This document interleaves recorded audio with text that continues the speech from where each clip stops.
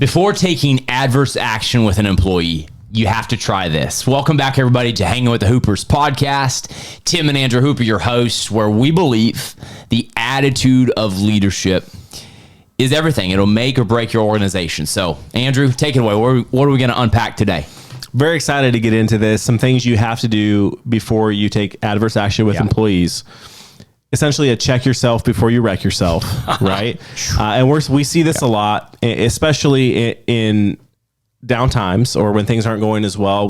Sometimes as leaders, we can let the stresses of things get to us, and we can become a little predisposed if a result is not where we think it needs to be. We can be a little predisposed, unfortunately, in a negative way against some of our employees, if not all of our employees, thinking, are they doing their job, et cetera, so on. Yeah, especially in this, we're all people, but especially in this work from home environment, right? We see this conversation comes up a lot. Right. Well, they're not in the office. Are they really doing what they say they're doing, et cetera, and so on. And real quick, statistically, your people are working harder at home. Statistically. Yep. Go look at the statistics. People don't know how to turn it off. I know, at least for me, that's a big argument between at home. That's right. Is being able to turn it off, separate from it. So statistically, you're actually probably having people work more hours and harder at home. But anyway, not to get off on that topic, what happens though is we can predispose ourselves as leaders towards somebody in our organization who reports up to us, or is a colleague, even maybe laterally. But we can predispose ourselves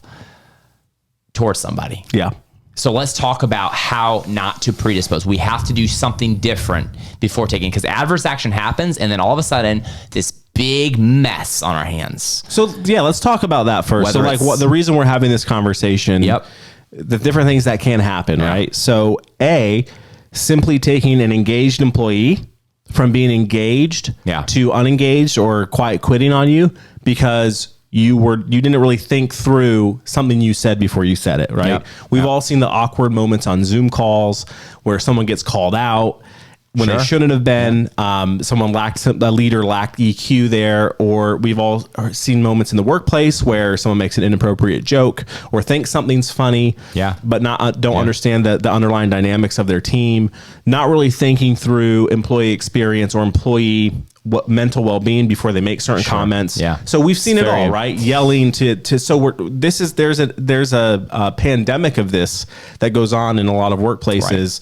And I think sometimes it gets swept under the rug and we chalk it up to that employee needed to get let go or whatever, but we let them go for the wrong reasons, or they quit on us because of things, a lot of small things sometimes that happen that I think we can easily, again, check ourselves before we wreck ourselves. So we're going to get into this a little bit. And I like that you talked about a spectrum, because you can do something, say something out of turn, and really just somebody goes quiet on you, and then it festers, it builds, and then they quiet quit. Or as a leader, if you're just starting out on your leadership journey and growing, or you've been placed into a position of management, do this before taking adverse action, because you can save yourself a lot of embarrassment or retaliation from an employee who maybe you let go for something you were sure was the right reason and ends up not really having been the real thing. Maybe you got bad information, right? Yeah. So really take a step back, and instead of just taking adverse action because you think it's the right thing to do, there's a 3-word key that we're going to talk about that is so crucial. If you take anything out of this podcast today, write these 3 words down, or just cement these in your brain. And I will say these words are very cliche, but they're cliche for a reason. It's a good cliche. It is good. And it actually can apply with your kids. Everything. It can apply with your employees, your team, your community, your neighbors. Whew. I don't know if we should go deep on that one. Wow. Dog poop over the fence, right? Assume positive intent. Ding, ding, ding, ding, ding. Not easy to do, and definitely not our default mechanism in our brain, because we have negativity bias built in as a survival mechanism. Right. Okay. We've talked about that in future podcast or in past podcasts. Yep. But API, you want to talk about API?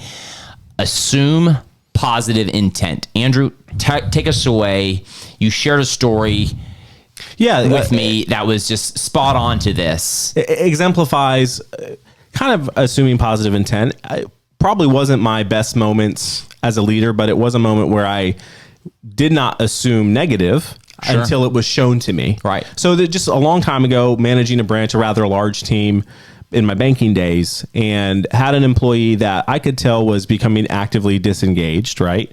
So there was some opportunities for this employee from a performance standpoint, working through with them. And I noticed for about 3 months in a row, maximizing sick days, as a leader, you know, when somebody's starting to quit on you a little bit, they're taking the Mondays after a long weekend, calling out sick, or they're calling out sick on Fridays leading into a weekend, right? So you start seeing some of those trends emerge over time. And, very easily in my head, I'm assuming this person's probably a flight risk at some point. We're trying to have conversations, not super productive.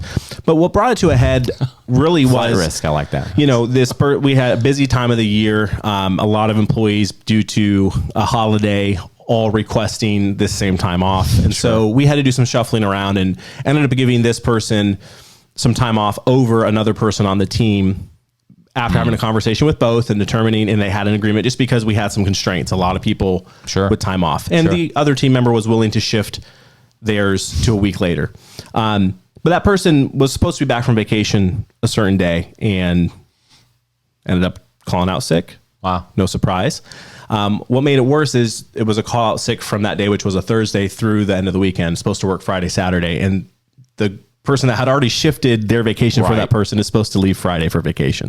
So it really put the entire team in a little bit of a bind for that role. And the person that happened to be trying to take their vacation after was one of my assistant managers at the time. And so we were having a conversation about that day, that morning, about that person calling out. Who the reason for the call out was that a child was sick and they need to stay home and take care of the child for the whole weekend. Sure. So of course, assume positive intent, take care of that, right? You got to do what you got to do. Well, when I shared that with the assistant manager, she said, that's not true. Look at these text messages. That person has texted me because they had a little bit of relationship that they're out of town. They're in a different city and they're going to be calling you to call out sick, but that's not actually, and I saw the texts, right, of this person actually just lied to me about it. And I normally always, as a leader, especially in today's world, you never challenge someone who calls out sick. That's dumb to do. So don't do that, because that could be right there, some career suicide as a leader within an organization if you're a part of a large organization. But I also always give empathy there, because at the time I didn't have kids, but we come from a large family. I understand that. So it was a little bit of a stab in the back to be lied to like that and see the proof of it. So now that I was armed with the facts, when that person did return the following week, had a sit down conversation, just very honestly, that with the other employee's permission, right, that was shared, what led to you being dishonest with me about it, right? I'd much rather you tell me, hey, I'm just out of town, I'm going to be in this city through the end of the weekend, than get caught in a lie. Not easy to have a conversation like that. Not an easy one. Face to face, I bet. But it was face to face. There was awkwardness, for sure. And my goal with that conversation was not to make somebody feel bad. It was simply to level set that moving forward, let's be honest, regardless of what it is. Right. I'd much rather have a relationship built on honesty, even if we disagree, than a relationship built on not being honest. So I ended up with that employee. It was kind of a coach up or coach out moment at that point. And because of the trend that had already been there, that employee ended up leaving the company. And that was what it was. So again, not my best moment as a leader, but it was something where I waited until I had the proof that something negative or there was some dishonesty there, or something wrong was going on. And I think too often, and I've struggled with this throughout my career, it's easy to just assume somebody's making something up, or the reason that this happened is because of this, or they're working from home, but they're not really working, right? And we got to be so careful of falling into this trap and taking adverse action. If I had, accused her of being dishonest, without having any sort of fact to back it up, that would have put me in very hot water as a leader. I could have been, quote unquote, written up for that, right? And so you really got to take your time. And the other thing I used to mentor a lot of up and coming managers, and I would always say, just be patient and give people time. You will learn more about someone if you give them time to show their true colors than if you just take immediate dictatorship, like, you messed up once, you're out kind of situation. Sometimes too, you as a leader, you get colored. And I hate to say that, but you do. You put colored glasses on looking at people because maybe you did have a bad experience. Maybe somebody did stab you in the back. Yeah. So now consider you having another employee coming off a vacation, call in sick, or tell you kids are sick. If you're not careful, your brain, your colored glasses can be on in that situation, where your brain can automatically, even if you don't say it, you can actually start building this case in your brain. And I see this happen with that some leader leaves in a bad way. Senior level leader leaves in a bad way. Some partner gets fractured in this organization. Partners split up, a breakup. And there's this distrust, this underlying sense of distrust that leaks out into tonnage, into emails, into texts, into Zoom calls, into conference calls. It's in the tone. You could always sense there's some level of distrust. And I can't fault leaders for that, because it's hard to be stabbed in the back by somebody. But be very careful. Number one, and this is going to go a little like emotionally deep here, but forgive those people. Because if you do not forgive, you will carry poison inside of you that will leak out in your tonnage to other good leaders. Yeah. You will lose good people because That's you exactly distrust right. them. That's exactly because right. when they show up and there's something legitimately going on in their life, and they show up, or don't, maybe they miss a Zoom, or they call out for a PTO or whatever, and you're starting to build this case in your brain. They're quitting on me. They're quitting because you had a bad experience. You build this story in your brain, and there's the proverb that says this, and this is the emotional depth here, guys. Says, out of the abundance of your heart, your mouth will speak. It's a proverb. It's an irrefutable law in the universe. If you believe something long enough, it will leak out your mouth. And that's where we as leaders misstep in public, in our teams. We're so-and-so. And then in front of everybody, this person who's not on Zoom was just embarrassed. And everyone's now sitting there thinking, what's with the leader? Why are they down? And that's one of the hardest working people. They were on a phone call with me at 10 p.m. last night talking about something, about an account, about something.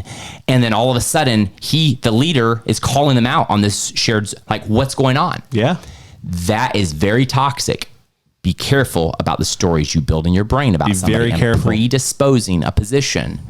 Assume positive intent. So what to do? Assume positive intent. Yeah. Wait before you pass judgment. Yes. Gather facts. Yes. I'm not saying go on a fishing expedition. Right. That can be just as detrimental to the morale of the team. Hey, actually, can I interrupt? Go on a fishing expedition. You know how? In person with that person in private. 100%. Wait. Go level set. You, I love you that mentioned you said that. you mentioned that the conversation can be hard to have with somebody, especially when something's happened that's really has truly broken trust. Yeah. You found out someone actually lied to you about something, and you felt it was serious enough to address. Right. Sometimes we let some white lies go in work, right? There was a show I was watching recently and said, who's ever said they were sick when they weren't to get out of work? And I think you'd be lying if you said you never did that. So at the end of the day, I'm not saying you're not trying to make COVID. Right. 2 weeks off automatically, and the whole team gets 2 weeks off too.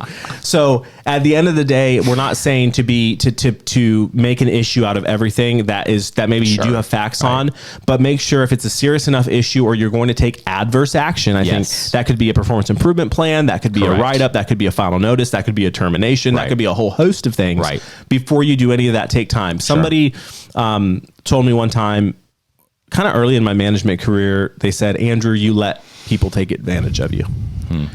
And my response, and they were saying that because of things like people calling out sick or being flexible with moving times around for people instead of just being very rigid.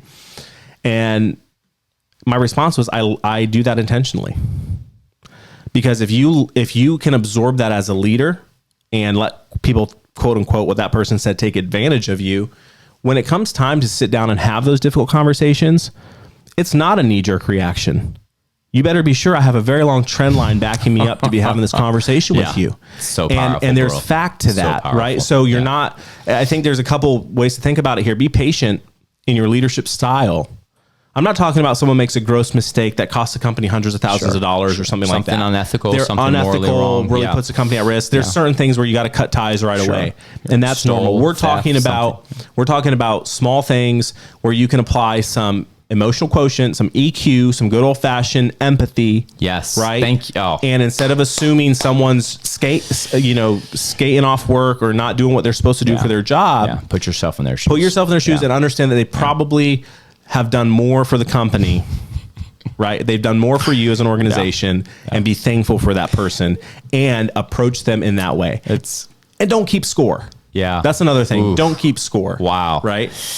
There are certain things you got to performance manage. Don't get me wrong. You might have an attendance policy you got to enforce. That's fine. Right. At the end of the day, if you keep score, it's only going to reinforce that subconscious that Tim talked about, that you just talked about. Sure. That's going to end up coming out of your mouth. And the other proverb I would share that's a little more modern than the one you shared is sometimes we tend to mask truths with humor, right? So if someone jokes, if you as a leader joke with someone on the team, it can be a lot more pungent than if a peer-to-peer jokes with somebody about something. So I think sometimes we want to be buddy as leaders. We got to be careful. We might make a joke in front of a team about someone on the team, and that can be very, but normally, again, what's in your heart comes out your mouth. And a lot of times when it comes out our mouth, we mask it in humor, right? Yeah. So I know I've had to check myself before I wreck myself multiple times on making, an innocuous, a joke or a pun or something that was punny, right? That I thought was punny, but maybe that person wouldn't. Sure. So it's better if you're unsure, just don't say it. Yeah. I love it, man. You hit the nail on the head with empathy.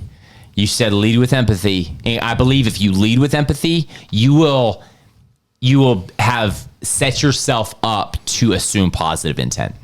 So lead with empathy. So powerful. One last thing I will say, and I don't want to stress this or overstress this too much, but private before public. Like, go invest the time with private, face to face with those people, have those hard conversations. Don't just call out in private, knee jerk. So, or in public, knee jerk. A phrase that helps that stick: praise in public, criticize in private. Yeah, so good. I think we talked about sandwiches in the past. We talked about that. Yep. So open face. So this has been good. Yeah. All right. Take care, everybody. Drop it in the comments, something you learned from the show. Share this with somebody on your team, and have a great day. Prosper as a leader. Invest in your attitude. Amen. Boom. Boom.